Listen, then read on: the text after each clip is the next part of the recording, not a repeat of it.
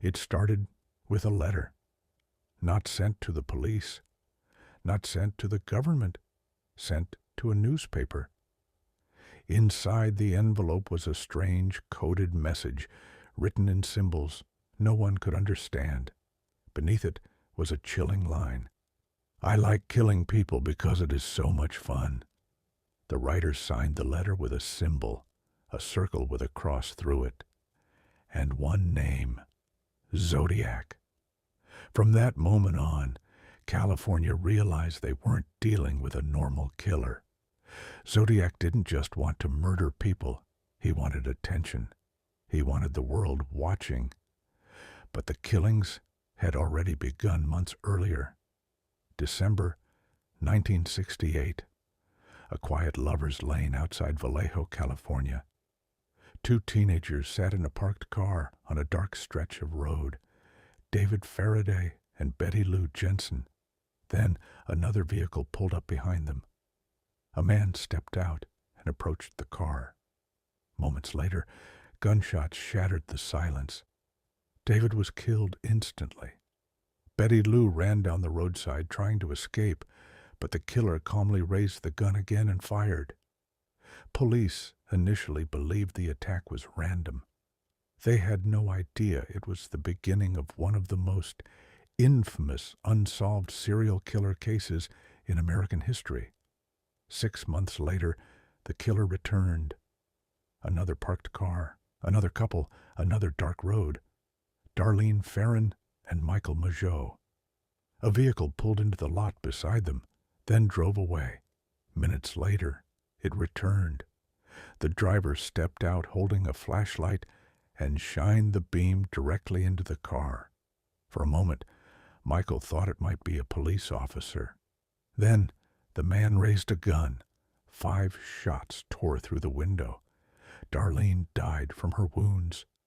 But Michael survived, and his survival would change everything. Weeks later, 3 newspapers across Northern California received identical envelopes. Inside each was part of a coded message, a cipher, along with a threat. Print the message on the front page or more, people will die. The newspapers published it. Soon, thousands of people began trying to decode the message. Within days, a schoolteacher and his wife cracked the cipher. But the message didn't reveal the killer's identity. Instead, it revealed his thinking. He wrote that killing people was better than hunting animals because humans were the most dangerous game. He also claimed the people he murdered would become his slaves in the afterlife. Then he ended the message with one final line: "I will not give you my name." From that moment on, Zodiac wasn't just committing murders. He was playing a game with police, sending letters, sending ciphers, taunting investigators. Then, in September 1969, he attacked again. 2 college students were relaxing beside Lake Berryessa when a man approached, wearing a black executioner-style hood. Stitched across the chest was the same crosshair symbol from the letters, the Zodiac symbol. He tied the couple up, then pulled out a knife, and began stabbing. One victim died. The other survived long enough to describe the attacker. Tall, heavy build, calm, and completely in control. Before leaving, the killer walked to their car and wrote something on the door in black marker. The dates of his murders and the Zodiac symbol. A month later, he struck again. October 1969. San Francisco. Taxi driver Paul Stein picked up a passenger in the city. When they stopped at an intersection, the passenger suddenly pulled out a gun and shot him in the head. Witnesses watched as the killer calmly wiped down the taxi and tore a piece of the victim's shirt. Then he walked away. Police arrived within minutes and even passed a man walking nearby. But a mistake over police radio described the suspect as a black male. So when officers passed a white man calmly walking down the street, they didn't stop him.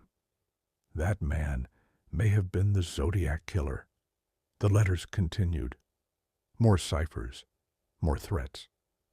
At one point he threatened to shoot children on a school bus. Another time he mailed a piece of Paul Stein's bloody shirt to prove he was the killer. Police launched one of the largest investigations in California history. Thousands of suspects, fingerprints, handwriting analysis, even DNA testing decades later. But every lead ended the same way. Nothing. Then suddenly the Zodiac stopped writing. No arrest, no confession, no confirmed identity.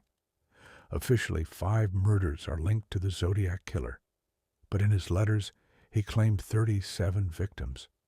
If that number is even close to true, somewhere in California's past, there may be many murders never connected, all tied to one symbol, one name, Zodiac. And more than 50 years later, we still don't know who he was. Next week, mob hits.